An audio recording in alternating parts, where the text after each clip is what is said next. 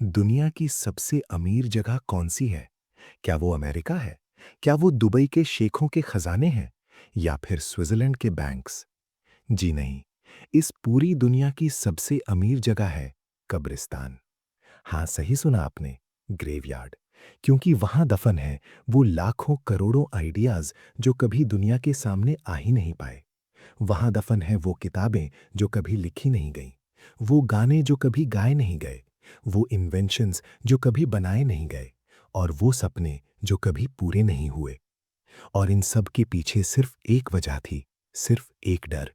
एक ऐसा डर जिसने इंसानियत के इतने पोटेंशियल को खत्म कर दिया जितना किसी वायरस या किसी युद्ध ने भी नहीं किया। और वो डर है, लोग क्या कहेंगे। नमस्कार दोस्तों, तर्क प्रवाह में आपका स्वागत है।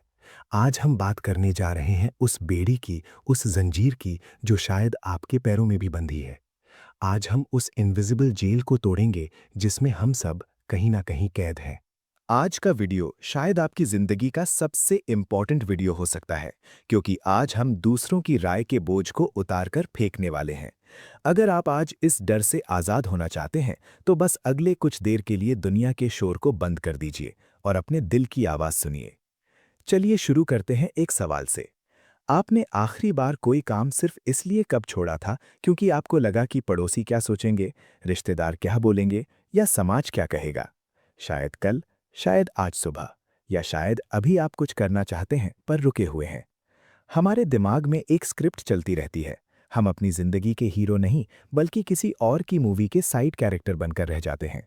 हम सुबह उठते हैं तो ये सोचकर कि आज मैं ऐसा दिखूंगा तो लोग मुझे एक्सेप्ट करेंगे। हम करियर वो चूज करते हैं जो सुनने में अच्छा लगे, ना कि वो जिसमें हमारी रूह बसती हो। हम शादी उससे करते हैं जिससे समाज खुश हो, ना कि उससे जिसके साथ हम खुश हों। लेकिन क्या आपने कभी सोचा है कि ये डर आता कहाँ से है? क्यों एक इंसान के लिए दूसरों की राय इतनी इंपॉर्टेंट हो जाती है कि वो अपनी खुशी कुर्बान कर देता है? इस डर की जड़ें हमारे इतिहास में हैं, हमारे एवोल्यूशन में हैं। हजारों साल पहले जब इंसान कबीलों में या ट्राइब्स में रहता था, तब ग्रुप से निकाल दिया जाना मौत के बराबर था। अगर आप कबीले के नियम तोड़ते थे या कुछ अलग करते थे, तो कबीला आपको बाहर निकाल देता था। और उस जमाने में जंगल में अकेले रहने का मतलब था जंगली जानवरों का शिकार बन जाना। इसीलिए हमारे डीएनए में ये बात फिट हो गई कि अगर मैं फिट नहीं हुआ, अगर लोगों ने मुझे पसंद नहीं किया, तो मैं मर जाऊंगा। लेकिन दोस्तों, आज हम जंगल में नहीं रहते। आज अगर आप कोई नया करियर चूज करते हैं या लव मैरिज करते हैं या कोई रिस्क लेते हैं, तो आप मरेंगे नहीं। कोई शेर आकर आपको खाएगा नहीं। लेकिन हमारा दिमाग आज भी वही पुराना डर महसूस करता है। हमारा ब्रेन रिजेक्ट होने को डेथ थ्रेट की तरह देखता है।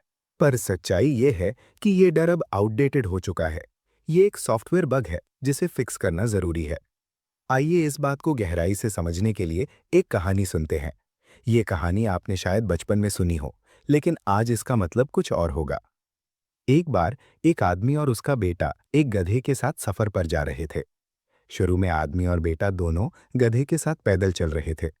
रास्ते में कुछ लोग मिले और बोले, देखो कितने बेवकूफ हैं, गधा साथ में है फिर भी पैदल चल रहे हैं। कम से कम एक तो ऊपर बैठ सकता है। ये सुनकर आदमी ने सोचा, लोग सही कह रहे हैं। उसने अपने बेटे को गधे पर बिठा दिया।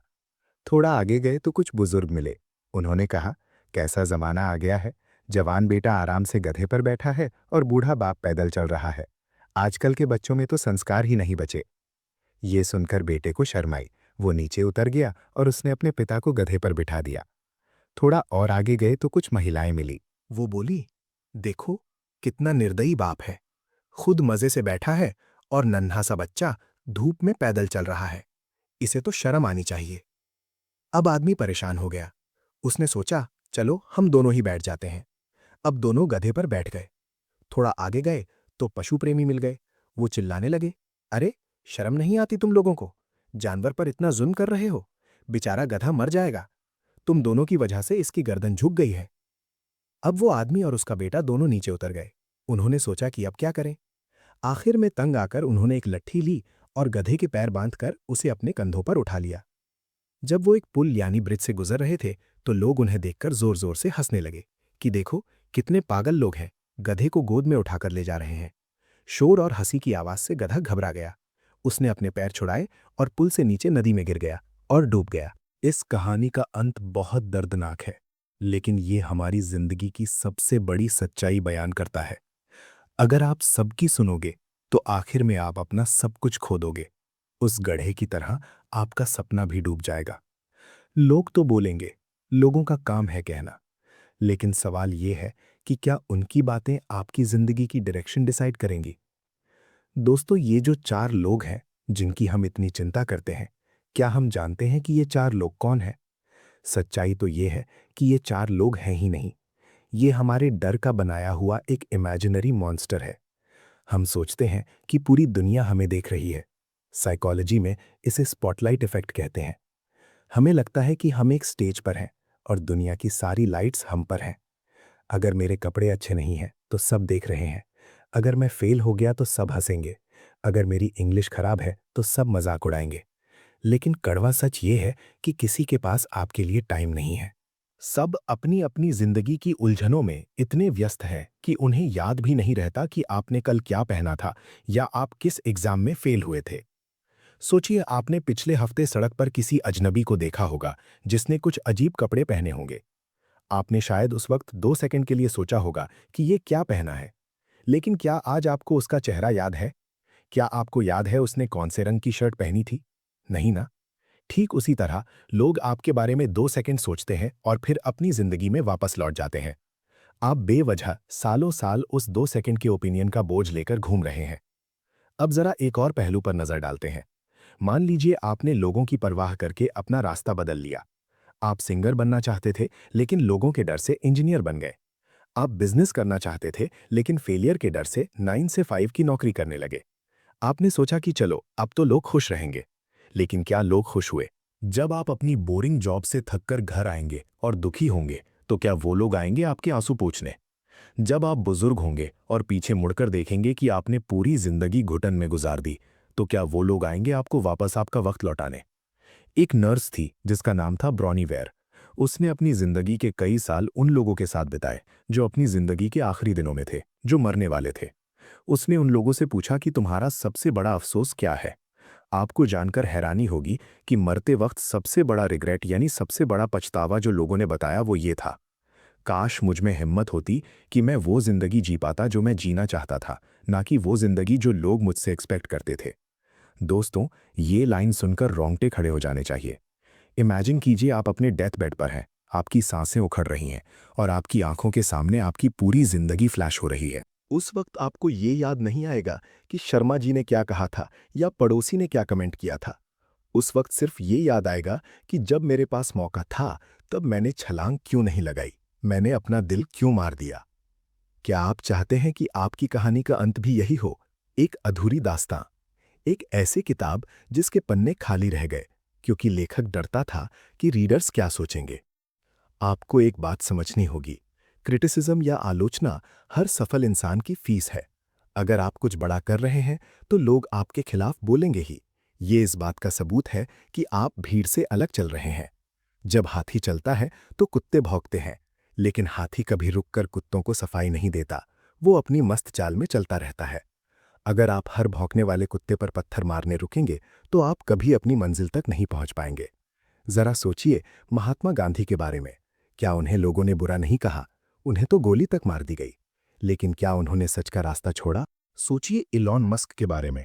जब वो इलेक्ट्रिक कार्स और रॉकेट्स की बात करते थे तो पूरी दुनिया ने उनका मजाक उड़ाया था। बड़े बड़े एक्सपर्ट्स ने कहा था कि ये पागल है, ये फेल होगा। अगर इलॉन मस्क ने सोचा होता कि लोग क्या कहेंगे, तो आज हम मार्स पर जाने का सपना नहीं देख रहे होते। हर बड़ा बदलाव पहले मजाक बनता है, फिर विरोध झेलता है और आखिर में स्वीकार किया जाता है।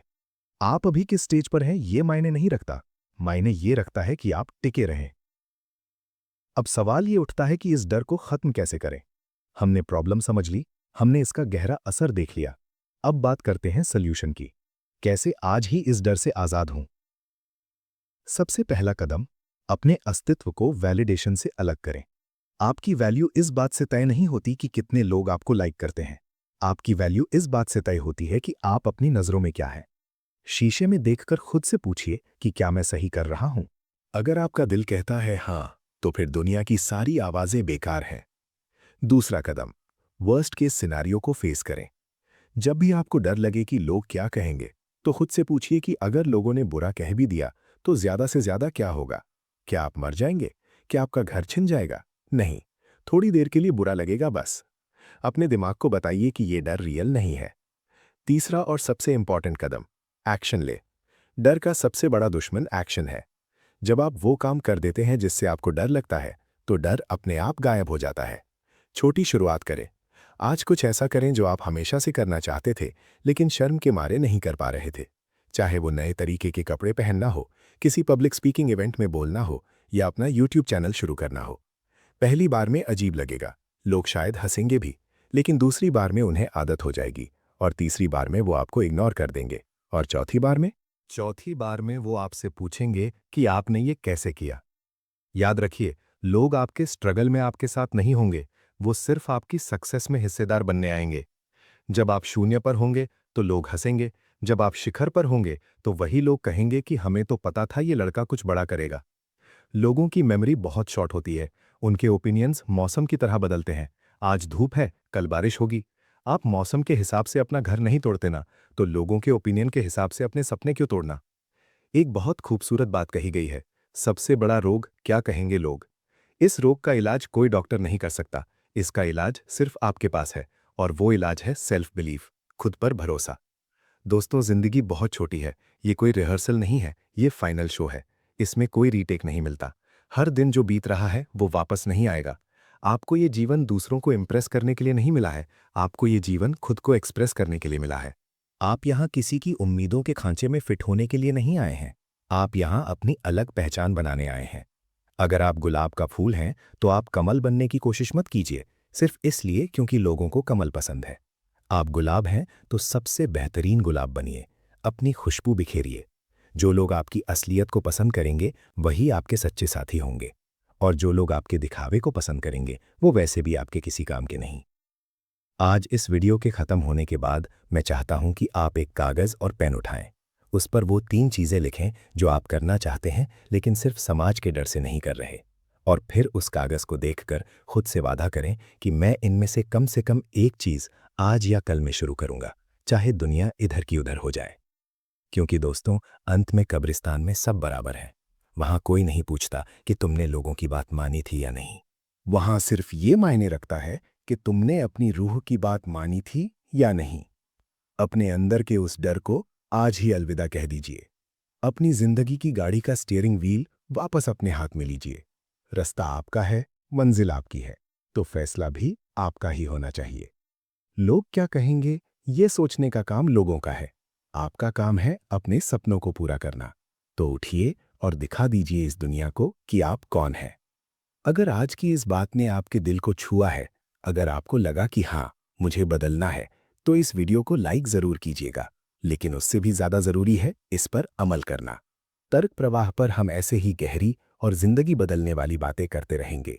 हमारे साथ जुड़े रहिए और अपने दिमाग के दरवाजे खुले रखिए। जय हिंद, जय भारत। आजाद रहिए, आबाद रहिए।